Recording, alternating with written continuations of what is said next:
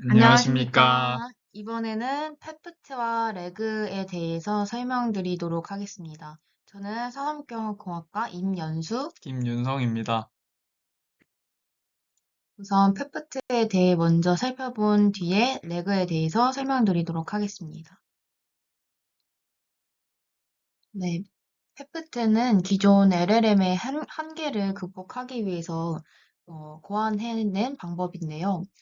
대규모 트랜스포머 모델을 사용한 프리트레인 랭귀지 모델이 높은 성능을 보이고 있었던 가운데 모델이 과도하게 커짐에 따라서 GPU 성능을 많이 요구하게 되고 파인 튜닝된 모델을 저장하고 사용하는 데 필요한 메모리와 저장 공간이 요구량이 많이 증가하게 되고 또 학습 시간이 늘어나는 등과 같은 파인 튜닝 비용이 증가하게 된다는 문제점이 발생했습니다. 이에 따라서 일반 사용자들은 막대한 모델 훈련 비용을 감당할 수 없게 되고 또 개인이 아닌 기업이더라도 모든 파라미터를 튜닝하는 것이 어려워진다는 한계점에 다다르게 되었습니다.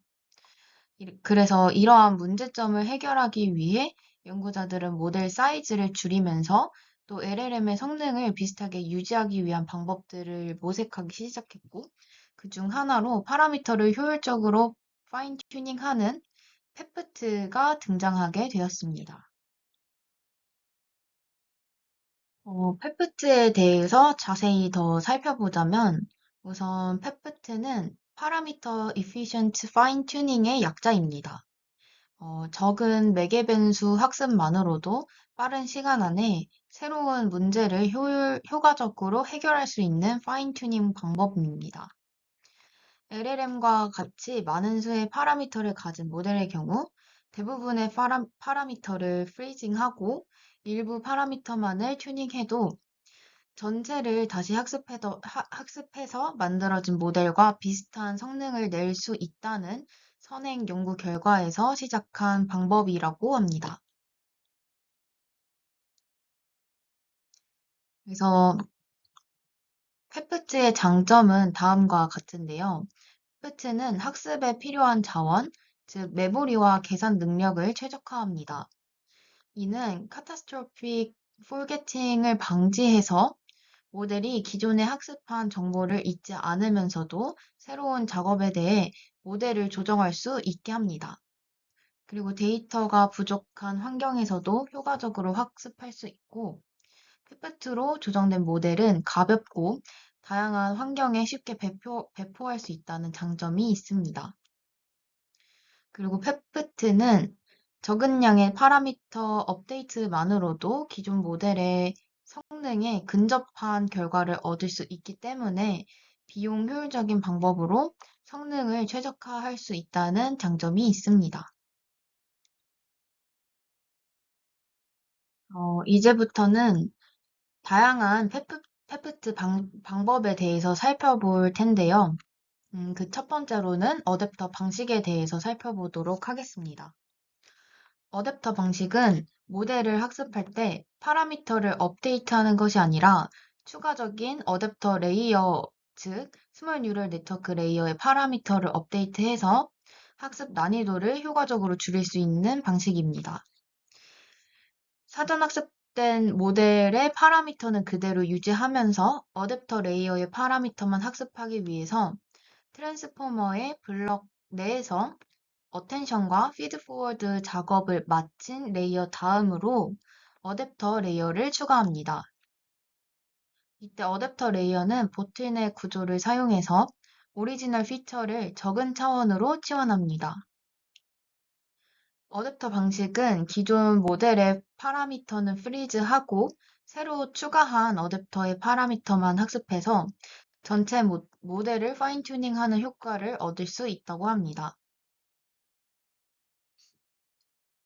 여기 화면에 보이시는 그래프는 어댑터 방식을 사용해서 파인 튜닝을 한 경우와 기존 방식대로 모든 파라미터에 대해서 파인 튜닝을 진행한 경우를 비교한 결과입니다. 그리고 실험 결과를 보시면 버트 라지와 비교했을 때 2에서 3%만 3%의 파라미터만 재학습해서 대부분의 태스크에서 기존 방식과 유사한 성능을 보인 것을 확인할 수 있습니다. 즉, 적은 파라미터를 학습해도 모든 파라미터를 사전 학습하는 기존 방식과 유사한 성능을 보이기 때문에 어댑터 방식의 우수함을 증명할 수 있게 된 것입니다. 그리고 다음으로 살펴볼 페프트 방법은 프리픽스 튜닝입니다. 프리픽스 튜닝은 모델의 파라미터를 프리징 시킨 채로 프리픽스라고 불리는 작은 Continuous Task Specific 벡터를 인풋에 붙이는 방법입니다. 여기서 프리픽스는 버추얼 토큰처럼 동작을 하고 프리픽스 뒤에 나오는 토큰들에 영향을 줍니다. 여기 그림을 보시면 사전 학습된 트랜스포머 모델 앞에 이렇게 프리픽스가 추가된 것을 보실 수 있습니다. 여기서 오리지널 LM의 파라미터들은 프리즈를 시키고 프릭스만 업데이트하는 방식으로 하는 것이 프리픽스 튜닝입니다. 이 방법은 태스크별로 아주 적은 프리픽스 파라미터만 학습하면 되기 때문에 효율적일 수 있습니다. 그래서 프리픽스 튜닝은 태스크마다 랭귀지 모델의 모든 파라미터를 튜닝시켜서 각 커피를 따로 저장해야 하는 파인 튜닝과는 다르게 프리픽스만 최적화시키면 되기 때문에 훨씬 효율적이라고 볼 수 있습니다. 그리고 태스크에 따른 프리픽스만 별도로 저장할 수 있어서 모듈화 관점에서도 더 나은 모델이라고 볼 수 있습니다. 그리고 하나의 큰 트랜스포머만 저장을 하고 태스크에 맞게 각각의 프리픽스들이 존재하기 때문에 데이터 크로스 컨타미네이션을 방지할 수 있는 장점이 있습니다. 프리픽스 튜닝은 디코더 온리 구조와 인코더 디코더 구조 모두에서 사용될 수 있습니다. 여기 왼쪽에 보시는 것과 같이 GPT처럼 오토 리그레시브 모델인 경우에는 이렇게 입출력이 구성이 되고요. 여기 맨 앞에 프리픽스가 붙은 것을 확인할 수 있습니다. 그리고 이 오른쪽에 보이는 그림과 같이 바트 모델 같은 경우엔 바트와 같은 인코더 디코더 모델의 경우에는 이렇게 양쪽에 프리픽스를 추가해서 추가한 모습으로 인코더 추가된 모습으로 구성이 되는 것을 확인할 수 있습니다. 이렇게 해서 이 풀픽스 튜닝을 실험한 결과 단 0.1%만의 태스크 스페시픽 파라미터를 추가하는 것만으로도 파인 튜닝에 상응하는 성능을 보였다고 합니다.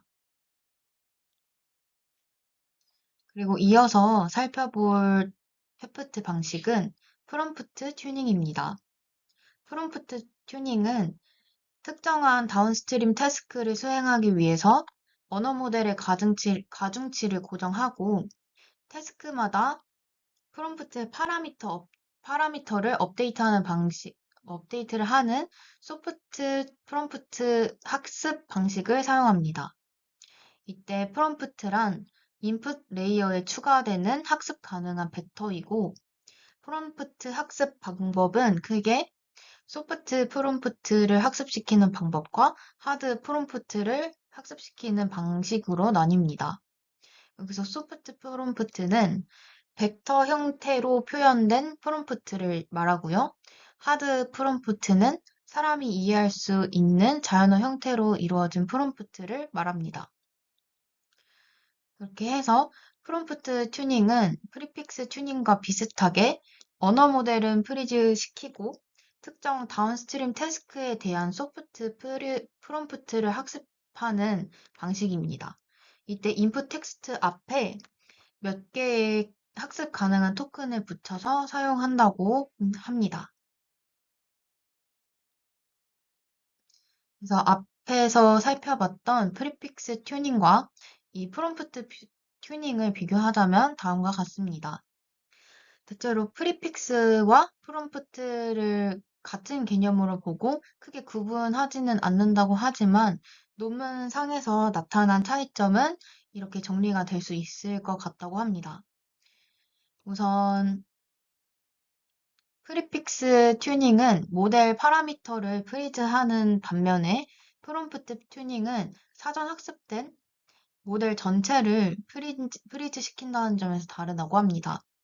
그리고 프리픽스는 인코더 레이어에 들어가지만 프롬프트는 인풋에 들어갑니다. 마지막으로 프리픽스 튜닝은 태스크마다 다른 프리픽스를 가지지만 프롬프트 튜닝은 여러 태스크가 통합된 하나의 프롬프트를 가진다는 점에서 차이점이 있다고 합니다.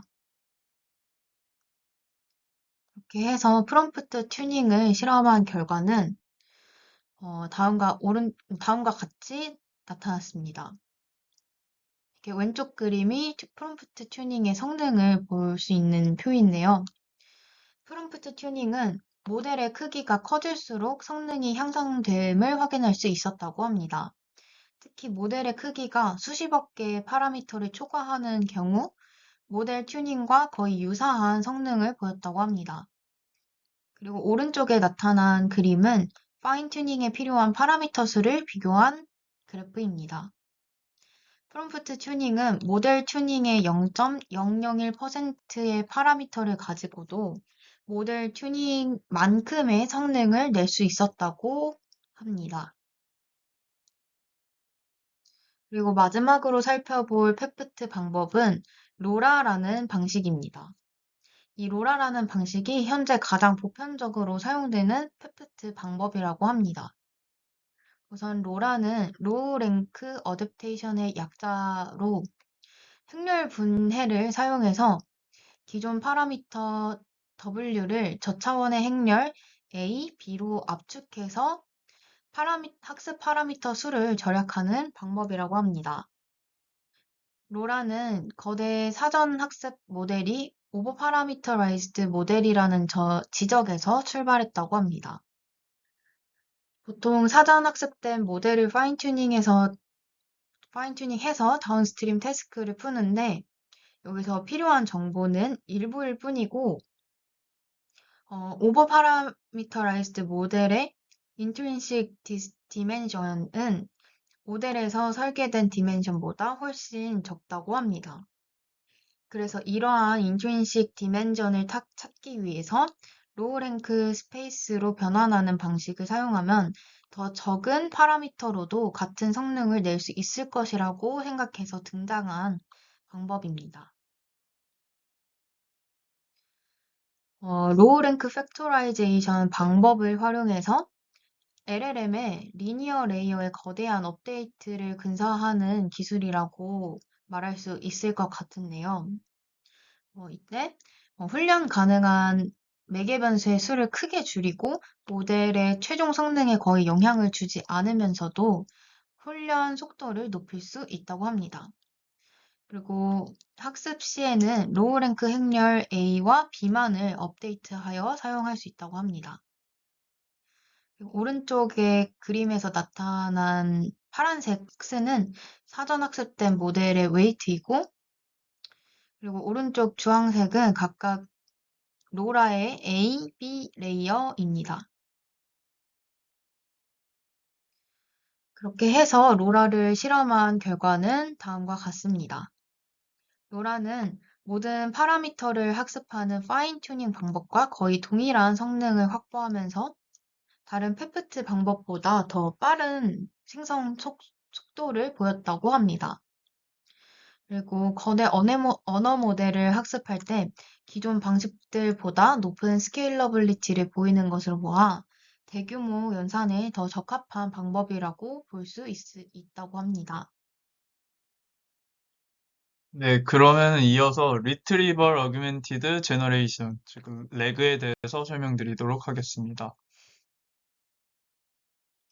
일단은 레그 같은 경우에는 이제 LLM이 학습에 사용된 데이터 이외의 지식이 요구될 경우 답변을 생성하기 어렵다는 문제점이 있는데 이때 이제 이 데이터 즉 정보는 계속 가변되고 업데이트가 되므로 이 레그라는 컨셉을 사용하게 됩니다. 이때 이제 레그는 이 Retrieval Augmented Generation의 약자인데, 어, 보이나?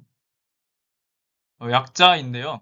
그래서 이제 리트리벌 같은 경우는 LLM의 프롬프트로 들어온 문장을 외부 데이터베이스에 저장된 다큐멘트 중 필요한 정보가 어, 청- 포함된 청크를 탐색을 하는 거고, 그리고 아규멘티드는 해당 다큐멘트의 내용을 참고하여 쿼리와 청크를 결합하고, 제너레이션은 결합된 컨텐츠와 프롬프트를 사용하여 LLM을 통해 답변을 생성합니다. 예시로 보여드리자면은, 일단은 먼저 제가 국힙 원탑은 누구냐라는 이 쿼리를 작성을 해서 LLM에게 물어봤을 때 이 LLM은 이런 국힙 원탑이 지금 누구인가에 대한 정보가 학습이 되지 않았다고 가정을 하면은 이때 레그를 통해서 이 위키피디아라는 이런 데이터베이스에서 어, 여러 청크들 중에 이 국힙 원탑이 누구인가에 대한 쿼리와 가장 유사한 컨텍스트를 이제 반영을 해서 미니진이라는 이 결과값을 이제 제너레이션 해서 미니진이 현재 국내 힙합 원탑이다라는 이런 이렇게 제너레이션 해주게 됩니다. 그래서 이제 이 프로세스는 다음과 같은데, 먼저 유저가 이제 쿼리를 통해서 인풋을 넣어주게 되고, 이때 이 인풋에 대한 쿼리가 이제 인베딩이 되고, 이때 이 외부 DB에서 인덱싱이 된 이런 문서에 대해서 미리 청크로 된 이 단위와 인베딩이 유사한 것들을 이제 쿼리와 매칭을 해서 이제 리트리벌 됩니다. 그러면은 이제 청크와 이제 쿼리에 대해서 리트리벌이 되면은 이렇게 그 Q와 A에 대해서 이렇게 아규멘티드가 되고, 이렇게 아규멘티드가 되면은 이 프롬프트를 이제 LLM에 넣어서 이렇게 대답을 제너레이션 해줍니다. 이때 만약에 쿼리에 대해서 이렇게 레그를 사용을 안 했을 경우에는 뭐, 오픈 AI CEO가 뭐, 누구냐, 뭐, 이런 간단한 쿼리가 있을 때, 난 지금 이런 정보가 학습되지 않았다라고 나오는데, 이제 만약에 이 레그를 사용하게 되면은, 샘 울트만이 지금 오픈 AI의 CEO다, 뭐, 이런 식으로 답변이 생성이 됩니다. 그래서 이제 이 레그 같은 경우에는 노이즈 로버터니스라고 문서에 노이지한 정보를 필터링하고 유용한 정보만을 추출해야 하고, 그리고 네거티브 리젝션이라고 이제 추출된 문서에 필요한 정보가 없을 경우에는 답변을 이제 아예 거절을 해야 된다고 합니다. 그리고 이제 인포메이션 인테그레이션 같은 경우에는 다양한 문서로부터 정보를 취합하여 답변을 생성할 수 있어야 되고, 카운터 팩추얼 로버트니스는 이거는 약간 좀 어려운 태스크인데, 외부 문서에서 만약에 잘못된 이 정보가 있을 수 있기 때문에, 여기 오타가 있는데, 잘못된 경우라고 만약에 판단을 하면은, 판단을 해야 된다고 합니다. 그래서 이제, 레그 같은 경우에는, 다음과 같은 프레임워크로 이제 발전이 됐는데, 이 부분은, 뒤에서 더 자세하게 다뤄보겠습니다. 먼저 나이브 레그 같은 경우에는 지금 이런 식으로 이제 프레임워크가 구성이 돼 있고, 이때 인덱싱부터 설명을 드리자면은 이제 고차원에 인베딩된 문서를 인덱스 값을 이제 붙여서 검색과 리트리버를 용이하게 해줍니다. 그 다음으로는 이제 사용자가 이 부분인데, 사용자가 쿼리를 통해 동일한 인베딩 모델로 인베딩 한 후에 이제 유사한 패세지를 벡터 내에서 반환을 해서 이 벡터 DB와 쿼리 인베딩 값을 통해서 리트리브가 되는 겁니다. 그리고 이제 이렇게 쿼리 인베딩과 리트리브드 인베딩이 같이 묶여서 이제 그 LLM, 그 프로즌 LLM에 들어가게 되고, 이 프롬프트를 통해서 최종 아웃풋이 제너레이션 되게 됩니다.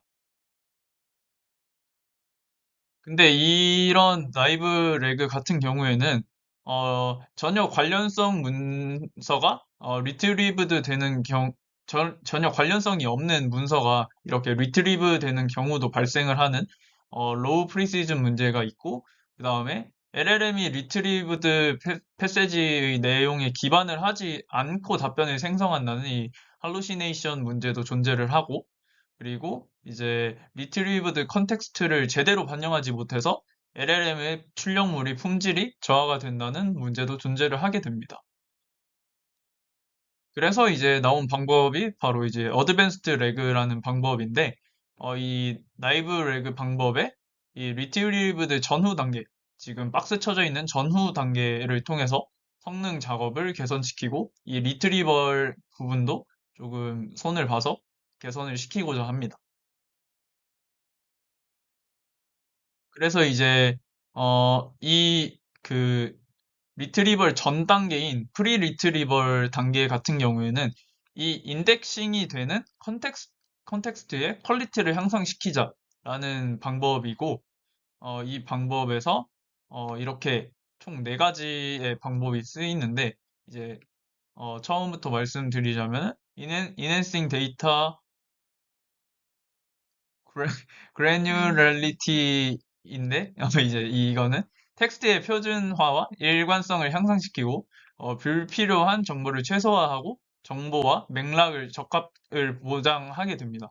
그리고 이제 이 그 문서에 대해서 청크 크기로 이제 조정을 하는데, 이 인덱스 경로 변경 등으로 검색의 정확도와 관련성을 향상시킨다고 합니다.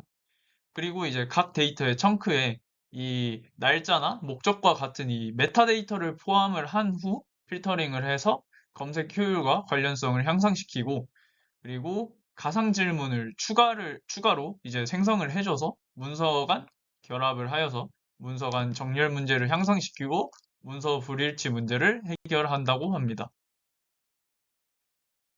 다음으로는 이 리트리벌 단계에서 향상된 건데, 인베딩을 그 전보다, 나이브 레그보다 더 잘해서, 쿼리에 가장 적합한 컨텐츠를 반환하고자 합니다. 그래서, 파인 튜닝 인베딩 방법 같은 경우에는 쿼리와 이 도큐멘트 간의 관련성을 향상시키기 위해서 파인 튜닝된 모델을 사용을 해서 도메인에 맞는 인베딩 정보를 맥락 파악을 용이하게 해서 검색 단계에 최적화하고자 하는 그런 파인 튜닝 인베딩 모델을 사용하는 방법이고, 그리고 다이나믹 인베딩 같은 경우에는 이 주변 단어가 등장하는 맥락에 따라 인베딩을 조정하여 정교한 맥락을 포착하고자 한다고 합니다. 현재로서는 이제 파인 튜닝 인베딩 이 방법론을 더 많이 사용 중이라고 합니다. 그리고 이제 다음은 그 리트리벌 다음 단계인 이 포스트 리트리벌 단계인데, 이는 컨텍스트 윈도우 사이즈가 이제 제한적이기 때문에 모든 문서를 단순히 인풋 프롬프트로 제공이 불가능하다고 합니다. 그래서 리트리벌 컨텍스트를 쿼리와 잘 결합을 해서 LLM의 인풋으로 사용을 한다고 합니다. 그래서 리랭크와 프롬프트 컴프리즌이 있는데, 어, 이 리랭크 같은 경우에는 리트리벌 더큐먼트의 관련성을 측정하여 랭크 순으로 컨텐츠를 배치를 하여서 프롬프트를 어규멘테이션을 하고, 그 다음에 LLM이 이 리트리벌 더큐멘트를 더 잘 활용할 수 있게 도와줍니다. 그리고 이 프롬프트 컴프리전 같은 경우에는 어, 이렇게 관련이 없는 이 컨텍스트를 제거를 하고, 그 다음에 이 파이, 파이볼, 피보탈, 피보털. 피보털, 죄송합니다. 피보탈 파라그래프를 강조를 하여서 이 전반적인 컨텐츠 랭스를 감소를 하게 되고, 네, 리트리브드 다큐멘트의 노이즈를 제거를 해준다고 합니다. 그래서 좀 더 품질을 높이는 이런 방법이고.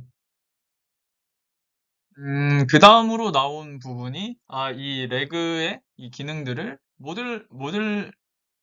모듈러하게 사용을 해보자라는 컨셉인데, 이 레그의 세부 컴포넌트들을 개별적인 기능적 모듈로 구현을 하고 결합하는 방식에 따라 리티와 플렉서빌리티를 향상을 시켜줍니다. 이때 이 versatility 는 다양한 환경에서 수행을 잘 하게끔 해주는 거고, 그 다음에 이 flexibility는 어떤 상황에서든 오류를 내지 않고 작동을 해야 된다는 이런 것입니다. 그래서 이 서치 모듈부터 살펴보자면은 이 쿼리와 도큐멘터 사이에 이 유사도를 계산함과 더하여 특정 시나리오에 맞게 커스터마이징이 가능하다고 합니다.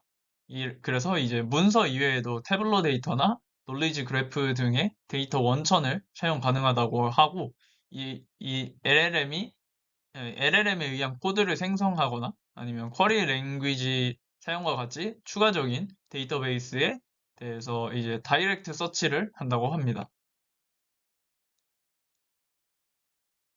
다음으로는 메모리 모듈인데 이 메모리 모듈 같은 경우는 자체 메모리 기능을 통해서 현재 쿼리와 관련된 도큐멘트가 있는지 기억을 찾는 모듈로 검색을 개선한다고 합니다.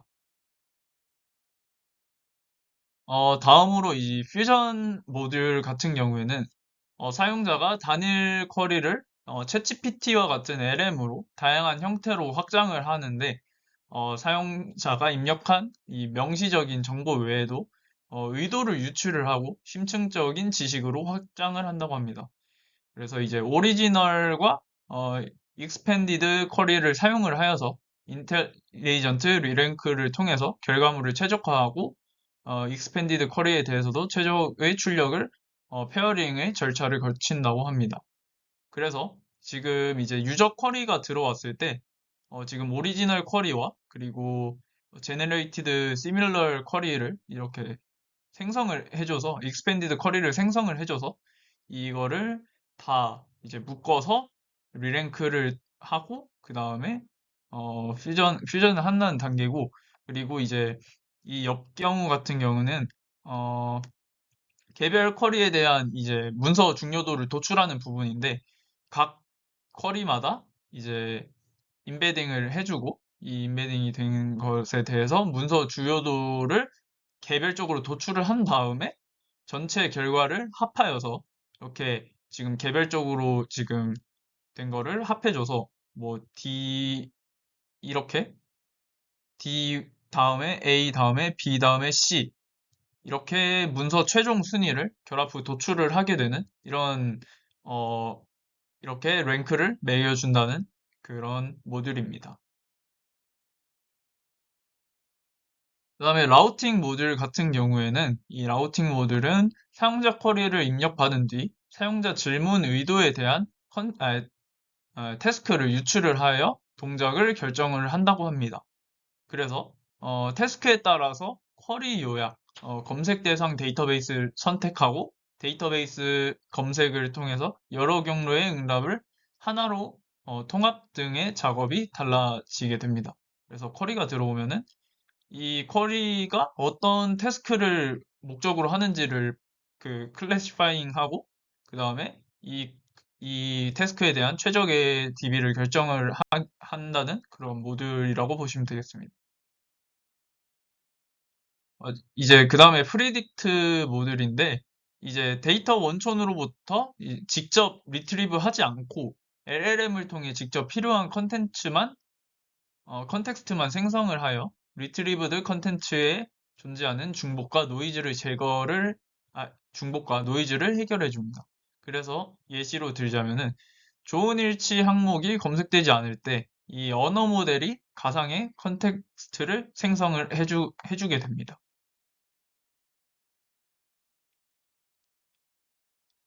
그 다음에 이제 리트리벌 쪽을 좀 더 세부적으로 보자면은 이 리트리벌 단계 전에 이 청크 옵티마이제이션 부분인데 이, 이 문서에 대해서 도큐멘트를 청킹할 때 적절한 길이로 나누어야 옵티멀 아웃컴을 생성을 하게 됩니다. 그렇기 때문에 이런 청크 옵티마이제이션이 중요한데 이 방법으로는 뭐 이렇게 다양한 방법 것들이 있는데, 어, 자세히 보자면은 고정된 글자 수지만 약간의 오버랩, 그러니까 약간 이렇게 겹쳐서 보게 돼서 이제 허용하는 문장이 중간에 잘리는 것을 방지하고자 하였지만, 이것은 여전히 컨텍스트 사이즈를 제어를 못해서 잘릴 수도 있기 때문에 다음 방법론들로 보완을 하고자 합니다. 그래서 다음 방법론들로는 이제 뭐 줄 바꿈과 문단 바꿈과 같은 이런 이 그 비언어라고 해야 되나? 약간 어 링구이스틱 바운더리 정보라고 하는데 뭐 역 슬래시바 n 뭐 이런 정보들을 활용을 하여서 이 컨텍스트 컨트롤을 향상시킨다고 합니다. 그 외에도 이 문장과 문단과 섹션과 챕터 등을 구별해서 청킹을 해주기도 하고요.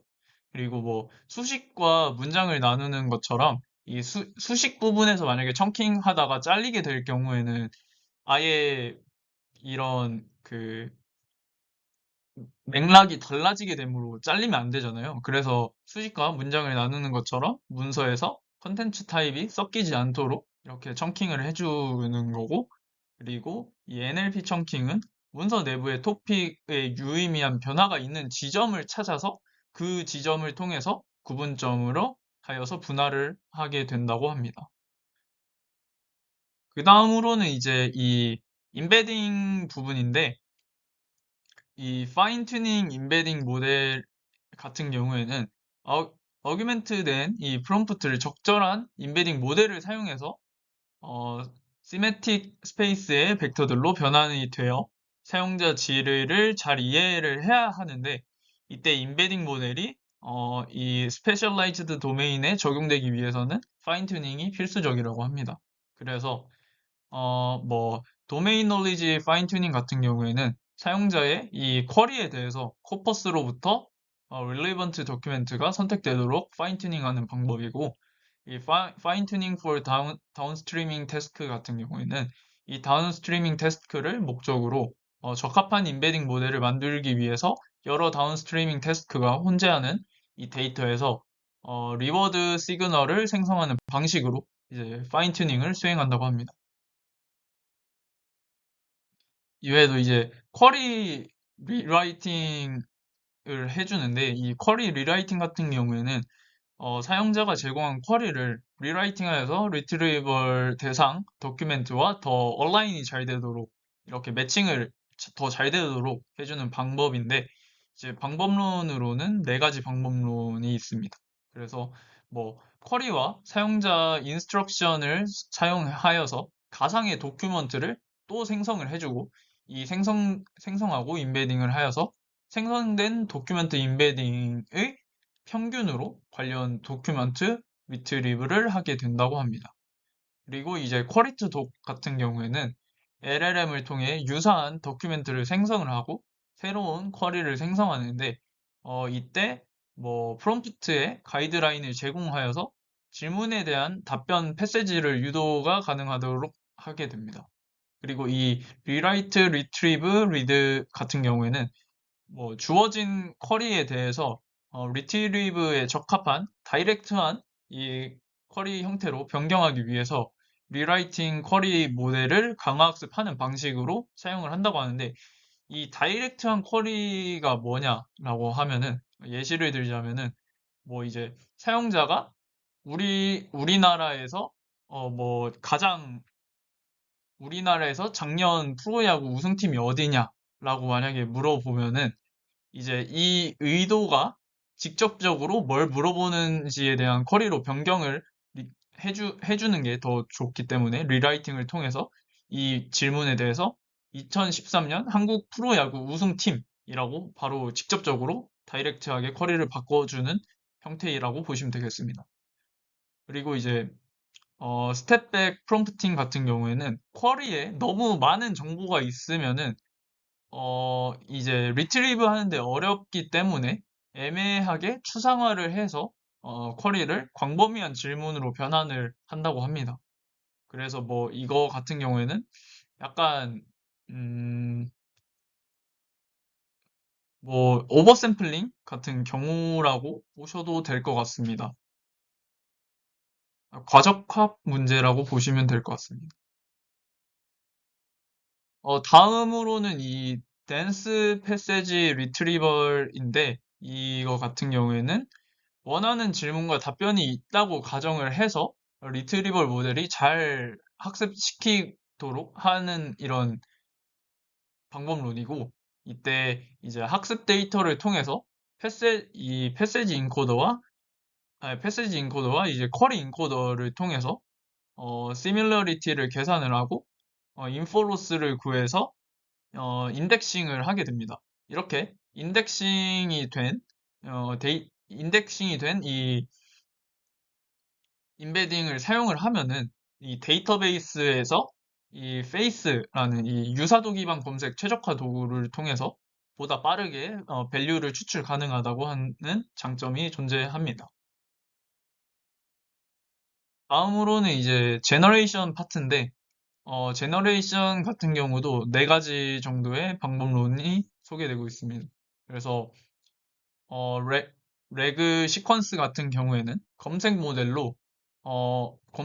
DPL로 쿼리와 관련된 K개의 문서를 찾아 각 문서에 대해서 정답 시퀀스를 생성한 후에 답변에 대한 확률 분포 시퀀스를 합치는 방법이고, 레그 토큰 같은 경우에도 비슷하게 검색 모델 DPL로 쿼리와 관련된 K개의 문서를 찾아 i번째 토큰에 대해 순서별로 모두 답을 생성 후 확률 분포 시퀀스를 각 스텝마다 합치는 작업을 n번 반복한다는 방법론입니다.